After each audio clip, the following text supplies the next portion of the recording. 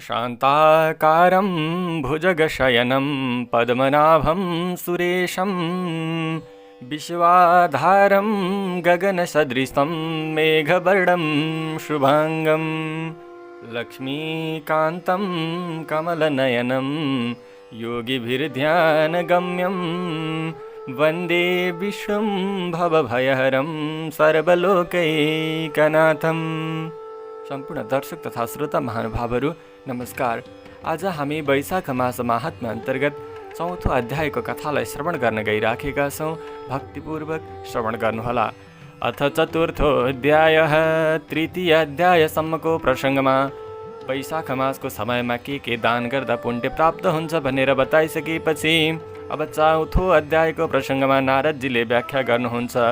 वैशाख मासमा के कुराहरूको निषेध रहेको छ। विशेष गरेर वैशाख मासको यदि कसैले व्रत बस्दछन् भने व्रत बस्नेले शरीरमा तेल लगाउनका लागि, त्यसै गरी दिनमा सुत्नको लागि, त्यसै गरी काँसको थाल वा बटुकामा भोजन गर्नका लागि, खाट पलङ आदिमा सुत्नका लागि, त्यसै गरी तीर्थमा नगइकन घरैमा स्नान गर्नका लागि र हवन योग्य भोजनभन्दा अन्य भोजन गर्नका लागि, त्यसै गरी दिनमा 2 पल्ट खानका लागि, त्यसै गरी रात्रिमा खानका लागि यी कुराहरूका लागि निषेध गरिएको छ। विशेष गरेर यो व्रत बस्नेहरूका लागि नियम हो। अन्य व्यक्तित्वहरूले पनि यथासम्भव जे सकिन्छ ती कुराहरूको निषेध गर्न सकेको खण्डमा पुण्य प्राप्त हुनेछ। त्यस्तै गरी व्रतमा रहेको जो मानिस वैशाख मासमा कमलको पातमा खान्छ त्यो सबै पापबाट मुक्त भएर भगवान श्री विष्णुको धाममा जान्छ। त्यसै गरी वैशाख महिनामा यदि व्रत बसेको व्यक्तित्व छ भने, थाकेको व्यक्तित्वलाई कसैले सेवा गर्दछन् भने, सहयोग गर्दछन् भने तिनीहरूलाई ठुलो प्रकारको पुण्य प्राप्त हुन्छ भनेर विद्वानहरूले बताउनु भएको छ। बाटोमा हिँडाइले थाकेर व्रतीको घरमा यदि कोही व्यक्तिहरू आएको छ भने उसलाई सुन्दर आसनमा राखेर उसको सेवा शुश्रूषा गर्दछन् भने ती कर्ताका सम्पूर्ण प्रकारका पापका बन्धनहरू छोड्दछन्। त्यसै गरी सम्पूर्ण प्रकारका गङ्गादी तीर्थहरूमा गरेको स्नानको फल प्राप्त हुन्छ। यदि कसैले स्नान नगरी पातमा नखाई वैशाख मास व्यतीत गर्दछन् भने तिनीहरू अर्को जन्ममा दुःख पाउँदछन्। यदि व्रतमा बसेका छन् भने, व्रत बसेका छैनन् भने पनि अत्यन्त शुद्ध भोजन गरेर बस्नु पर्दछ।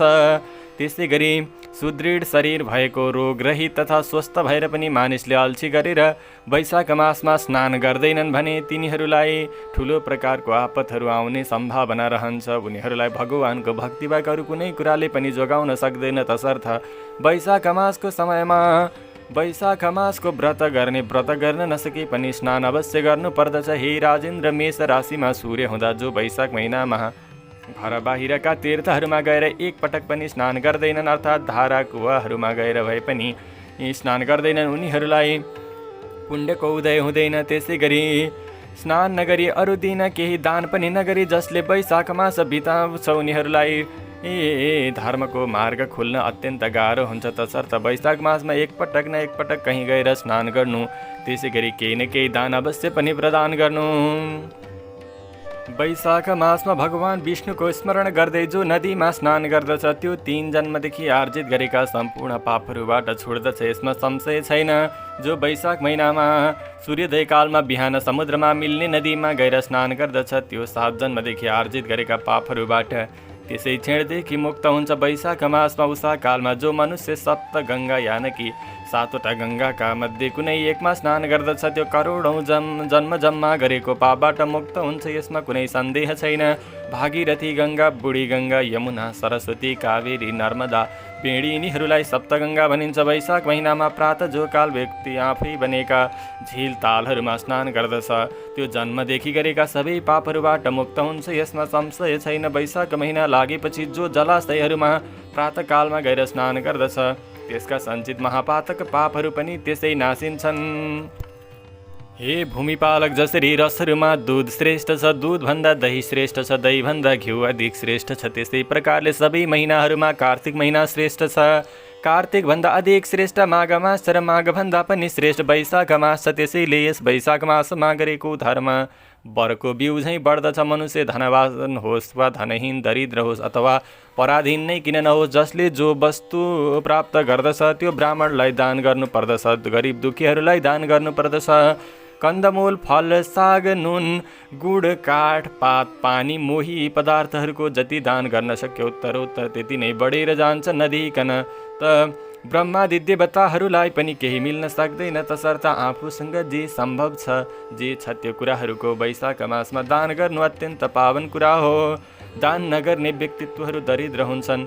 दरिद्र भएपछि पाप गर्नुपर्छ, पाप गरेपछि अवश्य नै नरकमा जानुपर्दछ। त्यसैले सुख चाहने व्यक्तिले चाहे ब्राह्मण होस्, चाहे क्षत्रिय होस्, चाहे जुनसुकै वर्णको होस्, जुनसुकै परिवारमा जन्मिएको होस्, चाहे धनी होस्, चाहे गरिब होस्, आफूले सक्दो कुराहरू दान गर्नुपर्दछ। नत्र पनि भगवानमा भक्ति अवश्य पनि राख्नुपर्दछ। जस्तै सबै गुणले युक्त भएको घर पनि छानो नहुँदा नराम्रो देखिन्छ, त्यस्तै प्रकारले अरू सबै महिनामा गरे तापनि वैशाख महिनामा दान धर्म गरिएन भने अरू महिनामा गरेको सबै धर्म कर्म व्यर्थ हुन्छ। हे राजन, जस्तै कन्या सबै लक्षणहरूले युक्त भए पनि सदवा मात्र लक्षणवाले देखिन्छन् या अलङ्कारहरूले शोभित रहन्छन् भने जस्तै विधिपूर्वक गरिएका सम्पूर्ण साङ्ग क्रियाहरू पनि वैशाखमा गरिएनन् भने व्यर्थ हुन्छन् भनेर जान्नु पर्दछ।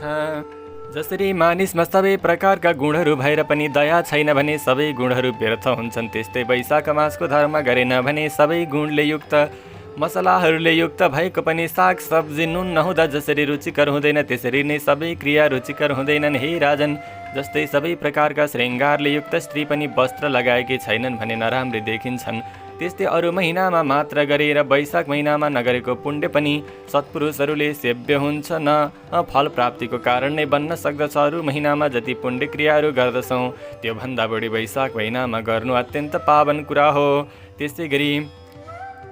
त्यसै कारणले सबै प्रकारको प्रयत्नले जसरी हुन्छ त्यसरी नै सके भगवानको भक्ति बढाएर स्नान गरेर दान गरेर जप तप गरेर वैशाख महिना बिताउनु पर्दछ।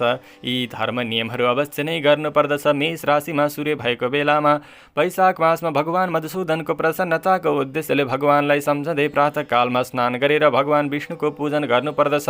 सम्पूर्ण वैशाख मासका देवता भगवान विष्णु हुनुहुन्छ। यस मासमा गरिएका तीर्थयात्रा तप यज्ञ दान र होम आदि सबै अत्याधिक फल दिनेवाला हुन्छन्। स्नानका लागि भगवान विष्णुको हे मधुसूदन, हे देवताहरूका स्वामी, मेष राशिमा सूर्य भएको वैशाख मासमा म प्रातः स्नान गर्दछु। हे माधव, मेरो स्नानलाई निर्विघ्न गरिदिनुहोस् भनेर यसरी प्रार्थना गर्दै स्नान गर्नुपर्दछ। भगवान विष्णुलाई अर्घ्य दिने गर्नुपर्दछ। हे मधुसूदन, मेष राशिमा सूर्य गएको बेला वैशाख मासमा नियमित प्रातः स्नान गर्दो छँदो म हजुरलाई अर्घ्य प्रदान गर्दछु भन्दै अर्घ्य दिनुपर्दछ। अर्थात् मैले भक्तिपूर्वक अर्घ्य दिन्छु भगवान भनेर अर्घ्य दिनुपर्दछ। आफूले स्नान गरिसकेपछि घरमै स्नान गरे पनि बाहिर स्नान गरे पनि स्नान गरिसकेपछि विष्णुलाई सम्झेर अर्घ्य दिएको खण्डमा भगवान विष्णु प्रसन्न हुनुहुन्छ।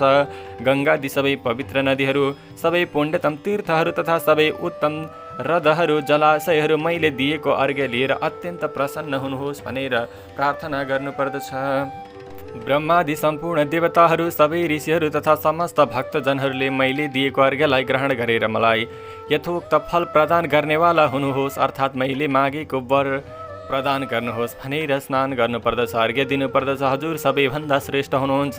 हजुर पापीहरूका शासक र समदर्शी यमराज हुनुहुन्छ। त्यसैले मैले दिएको अर्घ्यलाई ग्रहण गरेर मलाई यथोक्त फल दिनुहोस् भनेर भन्नुपर्दछ। यस्तो प्रकारले अर्घ्य प्रदान गरेर पछि फेरि स्नान गरेर पवित्र वस्त्रहरूको धारण गरेर आफ्ना नित्य नैमित्तिक कर्म सम्पूर्ण कर्महरू गरिसकेर वैशाख मासमा फुल्ने पुष्पहरूले भगवान मधुसूदनको पूजा गरेर यस वैशाख मासको प्रशंसाले युक्त भगवान विष्णुको दिव्य कथा श्रवण गरेमा त्यो मनुष्यले करोडौँ जन्ममा आर्जित गरेका पापहरूबाट मुक्त भएर मोक्ष पदलाई प्राप्त गर्दछ। त्यो भूलोक, स्वर्गलोक र रसातलादि लोकहरू पनि कहिल्यै खिन्न हुँदैन, त्यहाँ पनि कहिल्यै दुखी हुँदैन। त्यस्तो व्यक्तिले कहिल्यै गर्भमा आउनु पर्दैन र जन्मी र स्तनपान आदि पनि गर्नु पर्दैन। यदि वैशाख मासको समयमा श्रीहरिको दिव्य कथा भएको वैशाख मासको महात्म्यको कथाको श्रवण गर्ने अवसर पानी पाएन भने, यो समयमा स्नान गरेन भने, त्यसै गरी दान पुण्य पनि गरेन भने त्यो व्यक्तिका लागि पुण्यको उदय हुँदैन। तसर्थ नाना तरहले यो समयमा सकेसम्म स्नान पनि गर्नु, त्यसै गरी दान पनि गर्नु अनि भगवानको यो व्रत कथाको त अवश्य पनि श्रवण गर्नु। भलै कुनै प्रकारले सम्पूर्ण प्रकारका पापहरू उसलाई लागेका होलान्, तिनीहरूको भक्तिपूर्वक यो कथा श्रवण गर्नाले पनि, त्यसै गरी स्नान गर्नाले पनि त्यो पापहरूको नाश भएर जान्छ। वैशाख मासमा यदि कोही अदम मानव आफ्नो अधीन रहेको जिब्रोले भगवानको नाम उच्चारण गर्दै गर्दैनन् भने तिनीहरू जिउनुको कुनै पनि प्रकारको अर्थ छैन। तसर्थ वैशाख मासको समयमा अवश्य पनि भगवानका नामहरूको स्मरण गर्नुपर्दछ। जो जनहरूले वैशाख मासमा भगवान मधुसूदनको तुलसी पत्रले अर्चन पूजन गर्दछन् तिनीहरू सार्वभौम राजा समानका भएर करोडौँ जन्मसम्म विविध प्रकारका सुखभोगहरूलाई भोगेर त्यसपछि अन्त्यमा करोडौँ कुल्ययुक्त भएर भगवान श्री विष्णु भगवानको सायुज्य मुक्तिलाई प्राप्त गर्दछन्। जय जय श्री स्कन्द पुराणे वैशाख मास माहात्म्ये नारदाम्बरीश संवादे वैशाख धर्म प्रशंसनं नाम चतुर्थोऽध्याय। हरे नमः। सर्वे भवन्तु सुखिनः, सर्वे सन्तु निरामया, सर्वे भद्राणि पश्यन्तु, मा कश्चित् दुःखभाग् भवेत्। भगवान श्री लक्ष्मी नारायणको कृपाले हजुरहरू सबैको कल्याण होस्। हामी अर्को श्रृङ्खला लिएर